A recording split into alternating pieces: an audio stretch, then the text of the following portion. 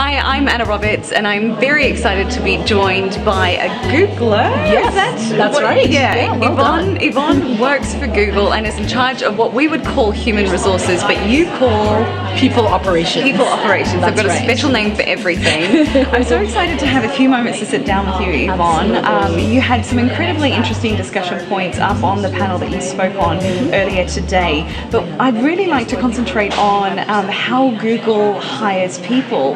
One story in particular that really resonated was the fact that there used to be all these outrageous questions that used to be asked of potential employers, employees I should say, but it's now changed a lot. Take me through that thought process. Yeah, exactly. What we found, and we measure everything at Google, we've got a team of people who are essentially social scientists. They're PhDs, and they look at data and they look at the effectiveness of our different processes, and they found that these questions that were being asked really weren't useful in the hiring process. What was, however, was one, we reduced our hiring in terms of the number of interviews from, you could be doing 8, 9 interviews to 4.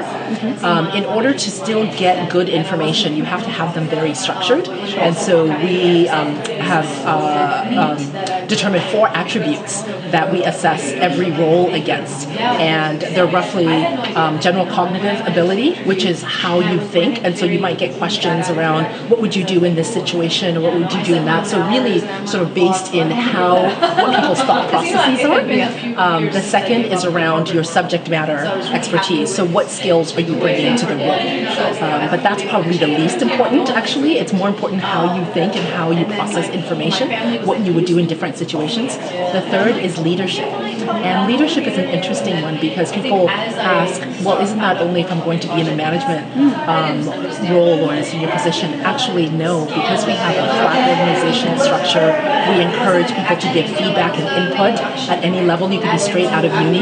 We want people who are comfortable and have demonstrated leadership skills, so they won't be intimidated being in a room full of people and be able to speak up. And so we look for characteristics of leadership across the board in every role. And then the last one is this googliness, which is one of those, you sort of know it when you see it, but really it's not around would you fit in the culture. It's around do our values resonate with you? Are you passionate about Google's mission? Are you someone who's intellectually curious? Do you like to learn? Do you like working with other people? It's a little bit of sort of emotional intelligence kind of thrown in there as well. So do you have many interests? Because we don't want people who only focus on one thing. And so it's those types of things, and then people are assessed against those 4 attributes. The feedback is written on the candidate, and that's what's used to make the hiring decision. And how did you come to have a structure like this? What was the inspiration behind this style of hiring process? Yeah, well, I think it was finding that general interviewing was just not very effective, and it wasn't efficient. You had people asking the same questions. You would have, important questions that wouldn't have been asked, would not have been assessed. And frankly, I think it was probably making some hiring mistakes, particularly bringing in people who didn't understand the culture, had a very different style, a very different approach, that we realized we needed to have a more systematic way of doing this. And I really credit my manager, Laszlo Bach, him coming in, because he really pushed this issue. And so as I mentioned, our 4 attributes, which have worked really well for us, the other thing I should have added is interviewers are trained on how to interview.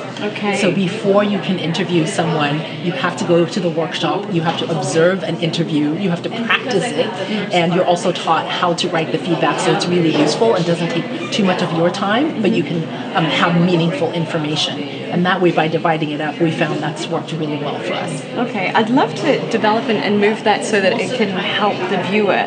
Yeah. If you were talking to somebody who perhaps is a small business owner looking to hire their first employee, which can be really scary, what would be your snippets of advice that could be scaled down from a Google to that's a great point. I think what's important is to determine what attributes are important to you, to your business, right? What characteristics characteristics you need, not just what the person knows and brings and the experience, but the how. And so we've defined the attributes that work well in our environment. It could be completely different attributes for a different business, but I think it's important to take the time to determine them, to articulate them, and then build a program around that. Okay, sure. And so anybody can do that, but you need to define what's going to work within your environment. Fantastic. And also on the flip side, for potential employees looking for a career change or just coming out of university, what would you encourage them to do when they're actively in a job seeker role? That's a great question. I think sometimes people really focus on certain attributes of the role or the job, the title, the compensation, and maybe not pay as much attention to what would they be doing, what's their day-to-day like, how are they contributing to the company, is the overall mission of the company, is that something that they resonates with them, they can relate to, is that something that they want to be a part of? And I will speak personally for myself. One of the worst sort of career mistakes I made is I left one job and moved to a different company because they gave me a big increase, right? So it was a big salary, pay increase. And I got to the company, I started, and literally from day one, I knew that I'd made the wrong decision because I didn't do enough homework on how they worked, who the people, how they related with each other, who were the decision makers, what would I even be doing in the role. I think I was sold on a big title and a big salary. And I got there and I just felt like I didn't fit in and I didn't last very long. I was only there for about 6 months. You live and you learn. Exactly. Thank you so much for your time. Oh, absolutely. It was my pleasure. Wonderful.